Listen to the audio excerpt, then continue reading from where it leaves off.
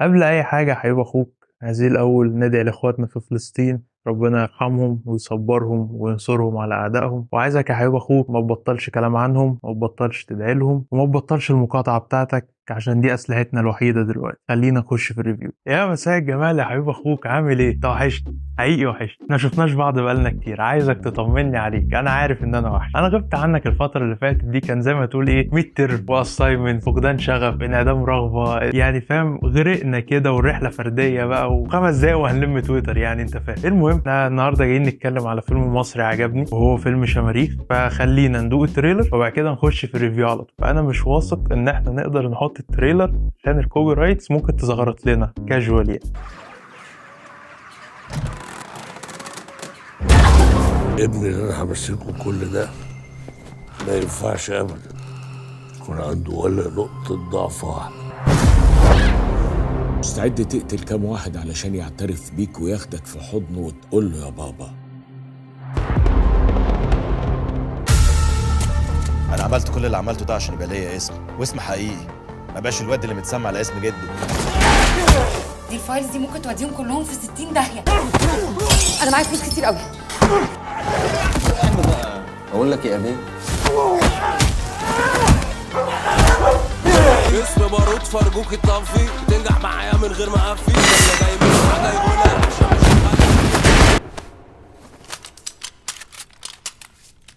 خش هات البومب زياده. وحشتني.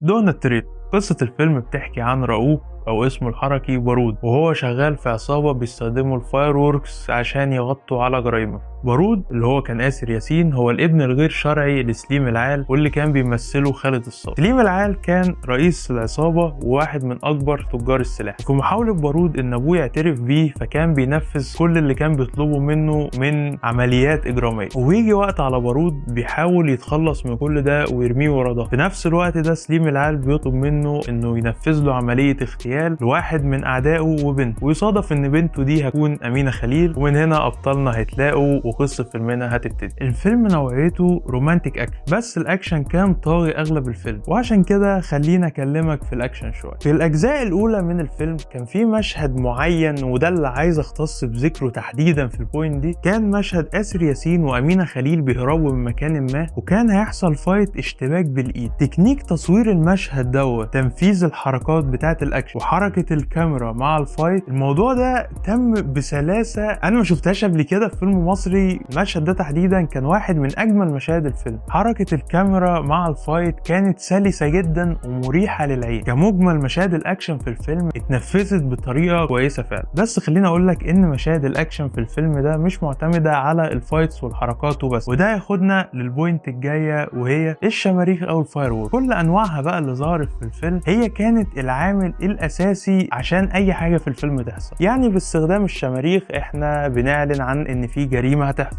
او وصول شخصيه مهمه من عيله سليم العال، او تدخلها المباشر في مشاهد الاكشن كمصدر للنار، او دخانها يكون بيغطي على شيء ما بيحصل في الباك جراوند. فالشماريخ كانت عامل اساسي جدا في الفيلم، وده يوصلنا لجزء المتعه البصريه واللعب بالالوان. يعني الفيلم فيه حاجات كتير جدا بتميزه، بس اكيد من اهمهم هو الالوان. وانا هنا بتكلم على الالوان اللي كانت بتظهر في مشاهد الاكشن، وهي كانت عباره عن لعب بدخان الشماريخ. اوريدي مشهد الاكشن معمول حلو ومتنفس كويس، وانت جواه بتلعب بدخان الشماريخ، فيظهر الموضوع فيجوالي احسن بكتير. كل ده في الاخر كان بيخدم على المتعه البصريه. وانت لما توصل هنا ممكن تفتكر ان ده اقصى ليفل الفيلم هيروح فيه من ناحيه المتعه البصريه، بس لا، الفيلم لسه هيعلي، والفيلم هيفضل يعلى لحد ما ياخدنا لاقصى ليفل هيوصل له، وهو الاخراج والسينماتوجرافي. وانا عارف يا حبيب اخوك ان انت مستغرب دلوقتي، يعني ايه هتكلم في سينماتوجرافي فيلم عربي مصري؟ يعني ليه الكلام القبيح ده يا حبيب اخوك؟ بس خليني اقول لك، الفيلم طول الساعتين وتلت محافظ على السيمتريه والريشيو لاي عنصر بيتعرض جوه كادر الفيلم او جوه صوره الفيلم. السيمتريه خلتني اشوف كل حاجه اكنها معموله بالمسطره تقريبا، وده خلاني مبهور طول مده الفيلم. احنا نادر قوي لما بنشوف حاجه زي كده على المستوى الاخراجي، وغالبا بيكون فيلم مهرجانات هيتعرض في مهرجان معين وبعد كده محدش هيسمع عنه حاجه. بس احنا هنا بنتكلم على فيلم معمول انه فعليا مؤهل يتعرض في مهرجانات، وفي نفس الوقت لو نزل السينما هينجح ويكسر الدنيا. وبالمناسبه الفيلم هيتعرض في مهرجان البحر الاحمر عادي جدا، وموجود في السينمات تقدر تشوفه. وبرغم اختلافي مع عمرو سلامه في كتير من ارائه، الا انه عمل فيلم يخليني وانا بقيمه ما يتحطش ابدا على سكيل الافلام المصريه. هو فعليا عمل فيلم حلو. اخر حاجه هتكلم عنها في العناصر الجماليه للفيلم وهي الموسيقى التصويريه اللي كانت في الحقيقه بيرفكت، قادره تنقل لي كل اللي بيحصل حتى لو المشهد صامت. فهي على طول الخط الدرامي من الفيلم ادت وظيفتها وزياده. فالحقيقه الساوند تراكس كانت حلوه جدا. وهنا يعني بتكلم في ساوند تراكس معبره، سينماتوجرافي، سيمتريه، اخراج حلو. كل ده في فيلم مصري. اللي احنا هنا في لندن هنا ولا ايه يا حبيب اخوك؟ يعني شكلنا في لندن. وبعين من كتر حب عمرو سلامه لزياد زازا فهو جابه يغني تراك في اخر الفيلم. يعني قول حاجه التراك كان لطيف ما قفلنيش خالص يعني، رغم ان انا مش فان لزياد زازا. سمع اخينا بيت في رد فيها ايه العلاقه كريمه ايه عاملين جريئه ليه تعويج على ايه زهقت من الزفت عك فينا ليه يا كيفكم ايه رغم ان انا مش فان لزياد زازا. في اول فيلم كان فيه اهداء للفنان مصطفى درويش ربنا يرحمه. هو كان مصور حوالي 90% من مشاهده على حسب كلام آسر ياسين، وفي الحقيقه ده ما اثرش على خط الدرامي جوه الفيلم خالص، بالعكس ربنا يرحمه كان عامل دور جميل جدا في الفيلم. وعلى ذكر الادوار فاغلب كاست الفيلم او كلهم تقريبا كان ادائهم التمثيلي حلو جدا وكويس. بس خلينا اخص بالذكر ادم الشرقاوي. هو شارك في مسلسل منعطف خطر ولعبه نيوتن، بس انا ما شفتش المسلسلين دول الحقيقه، فدي كانت اول مره فعليا اشوف. وبصراحه اكتر واحد اداؤه فاجئني فيهم كلهم، وتقريبا هو اصغرهم سنا. وشايف بقى وسط كل ده كان فيه كوميديا وجوكس ذكيه اتقالت ولقطات تضحك فعلا. كاتب الفيلم هو عمرو سلامه، وجاته فكره الفيلم سنه 2005 وابتدى تطويرها 2005، وبعد كده اتكتبت اول نسخه من الفيلم سنه 2008. وده بان جدا في جوده الكتابه انها مكتوبه بتأني وواخده وقتها جدا. وده بعد كده هيبان في حاجتين، وهما سلاسه تسلسل الاحداث والتمهيد للبلوت. وانا هنا مش بلمح ان البلوتس اغلبها متوقعه، بالعكس، بس انا هنا جاي اقول لك ان تم التمهيد لكل حاجه كويس جدا في الفيلم، حتى لو انت مش هتاخد بالك ان ده تمهيد. في بلوتس متوقعه وفي بلوتس لا، بس في تحديدا 2 بلوت مش متوقعين هيغيروا سير الاحداث بطريقه ذكيه جدا. وطبعا مش هقول لك عليهم عشان ما احرقش يعني، ولان الحلو ما يكملش ففي غلطه في الفيلم. في مشهد ما المفروض في 3 اشخاص موجهين مسدساتهم ناحيه بعض، وعشان الحرق خلينا امثل لك ال3 اشخاص دول بشخص رقم 1، شخص رقم 2 وشخص رقم 3. المفروض لما الشخص رقم 1 هيتكلم والكاميرا هتكون وراه في البوينت اوف فيو بتاعته، فالمفروض انا شايفه وهو موجه مسدسه ناحيه بطن شخص رقم 2. بعد كده لما يجي الشخص رقم 2 عشان يتكلم فالكاميرا هتكون وراه في البوينت اوف فيو بتاعته، فانا هشوف شخص رقم 1 موجه مسدسه ناحيه راسه مش ناحيه بطنه. والمشهد برضو اللي بعده، يعني دلوقتي شخص رقم 1 طلع خلاص من حساباتنا غار في داهيه بقى مالناش دعوه، عندنا فاضل شخص رقم 2 وشخص رقم 3. المفروض شخص رقم 2 حاطط مسدسه على راس شخص رقم 3، وشخص رقم 3 بيقول له اقتلني وماسك المسدس من فوق. يعني خلينا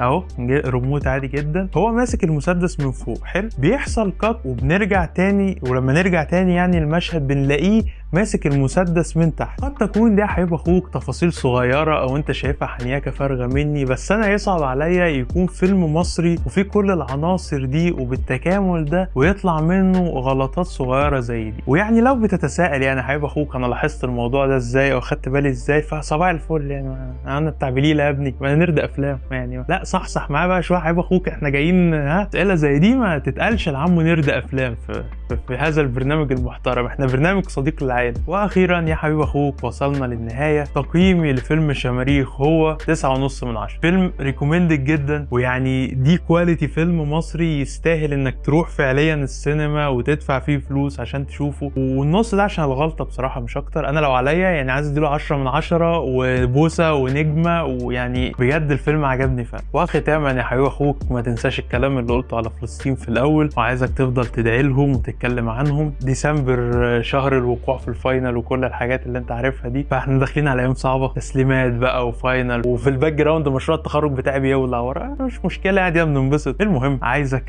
تدفى كويس يعني، لان في دور برد داير في البلد ولو مسكك هيزعلك يعني، فاهم؟ اتدفى كويس، اشرب حاجات سخنه، ما تعطسش قدام امك عشان انت اول ما هتعطس او كح هتقوم عاطياك واحده اهلا ضغطتها. اشرب حاجات سخنه، انبسط، قوم اعمل الحاجات اللي وراك، قوم بقى اعمل بقى المشاريع والتسليمات بقى وكل الحلويات اللي وراك دي. اتمنى تكون انبسطت. لو بتتفرج لحد هنا انا عايزك تعرف ان انا بحبك، وانا عارف انت بتحبني، ولو مش بتحبني فعادي يعني مش مشكله. وانا ناسي ان انا عندي قناه على اليوتيوب، فعشان كده المره اللي فاتت ما قلتش. انا المره دي هنقول بقى. انا افتكرت، انا دلوقتي افتكرت، مش كاتبها، مش كاتب في السكريبت الكلام ده، بس انا دلوقتي افتكرت. فيعني حابب اخوك لو انت بتتفرج على فيسبوك، فعايزك تحط لاف، تمنشن صحابك، تعمل شير، الحاجات بقى اللي انت عارفها. وانت عندنا على اليوتيوب عايزك تعمل سبسكرايب، تحط لايك برضو، تعمل كومنت، فعل الجرس، الحاجات بقى الشغل بقى اللي احنا عارفينه ده. واتمنى تكونوا انبسطتوا، عرفت كوبايه الشاي بتاعتك والدنيا حلوه، دفى كويس. السلام عليكم. قفل يا انا نسيت كنا بنعمل ايه، كنت ببدأها ازاي؟ انا بقالي كتير قوي ما عملتش فيديوهات. مايك شغال، مايك شغال، 1 2 3. الله كده المايك شغال. ايه الدنيا، مش عارف المايك شغال ولا لا. يعني والله ما اعرف.